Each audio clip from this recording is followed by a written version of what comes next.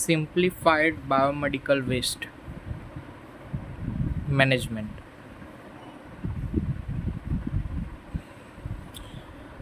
ઇન્ડિયાની અંદર biomedical waste મેનેજમેન્ટની અંદર મેઇનલી 4 કેટેગરીઝની અંદર એને આપણે ડિવાઈડ કરી શકીએ. ફર્સ્ટ હોય રેડ, દેન હોય yellow, blue and white. This all are biomedical waste. અને એક અલગ હોય that's called general waste. Okay, discuss કરીએ રેડની અંદર શું નાખવામાં આવે. તો રેડની અંદર દરેક પ્લાસ્ટિકની વસ્તુ જે ઇન્ફેક્ટેડ છે, દરેક પ્લાસ્ટિકની વસ્તુ જે ઇન્ફેક્ટેડ છે એ બધું શેની અંદર નાખવાનું, તો કે રેડની અંદર નાખવાનું. એનું મેનેજમેન્ટ શું હોય, તો લાસ્ટ મેનેજમેન્ટ એનું શું હોય, એનું લાસ્ટ મેનેજમેન્ટ શું હોય, રિસાયકલ. નોર્મલી એને શું કરવામાં આવે, ડિસઇન્ફેક્ટ કરવામાં આવે અને પછી રિસાયકલ કરવામાં આવે.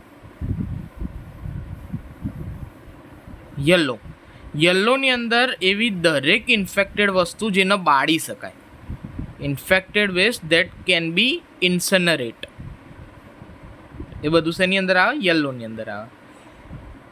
બ્લૂની અંદર શું આવશે, બ્લૂની અંદર એવી વસ્તુ આવશે કે જે મેટલની હોય, મેઇનલી મેટલ એન્ડ કાચ, દેટ ઇઝ ગ્લાસ. આ બધું શેની અંદર આવશે, બ્લૂની અંદર આવશે. And last but not the least white, કે જેના પંક્ચર પ્રૂફ કન્ટેનર કહેવાય. એની અંદર દરેક શાર્પ ઓબ્જેક્ટ આવી જશે, દરેક શાર્પ વસ્તુ જે હશે એ બધું શેની અંદર આવશે, તો કે વ્હાઇટની અંદર આવશે. અને જનરલ વેસ્ટ કે જે પેકેજિંગ હોય, બહારનું કવરિંગ હોય, એ બધું જનરલ વેસ્ટ કહેવાય. ફૂડ વેસ્ટ હોય, આ બધું શેની અંદર આવશે, જનરલની અંદર આવશે. રેડની અંદર ઉદાહરણ જોઈ લઈએ તો જેટલી બી આપણી ટ્યુબિંગ્સ હોય, બરાબર, ટ્યુબિંગ્સ હોય, પછી દેન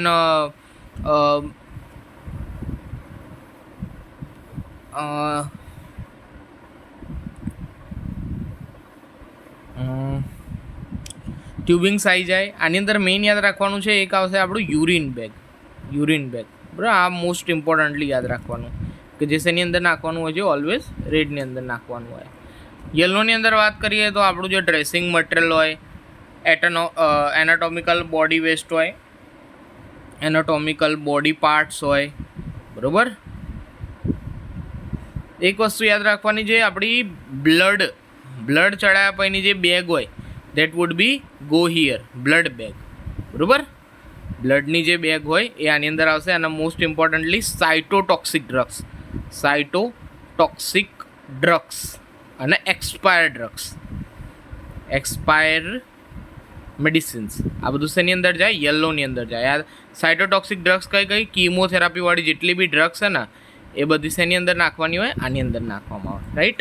મેટલ્સની અંદર તો આપણને ખબર છે, જે ઇમ્પ્લાન્ટ્સ એ બધું શેની અંદર જાય, બ્લૂની અંદર જાય. ગ્લાસ મટીરિયલ હોય, આ બધું વાઇલ્સ હોય, આપણા એમ્પ્યુલ્સ હોય, આ બધું શેની અંદર નાખવાનું, બ્લૂની અંદર નાખવાનું. વ્હાઇટની અંદર આપણે કીધું એ પંક્ચર પ્રૂફ કન્ટેનર હોય અને શાર્પ વસ્તુ નાખવાની, નીડલ્સ હોય, દેન આપણી જે સ્કાલ્પેલ્સ હોય, સ્ટીલેટ્સ હોય, આ બધું શેની અંદર નાખવાનું, તો કે પંક્ચર પ્રૂફ કન્ટેનરની અંદર રાખવાનું. આના એક્ઝામ્પલ્સ આપણે લખી દઈએ તો એક્ઝામ્પલ્સની અંદર શું આવશે, તો mainly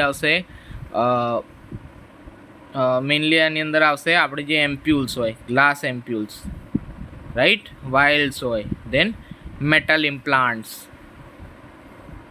All these are goes into blue bag, right? So this is all about biomedical waste management in a simplified manner.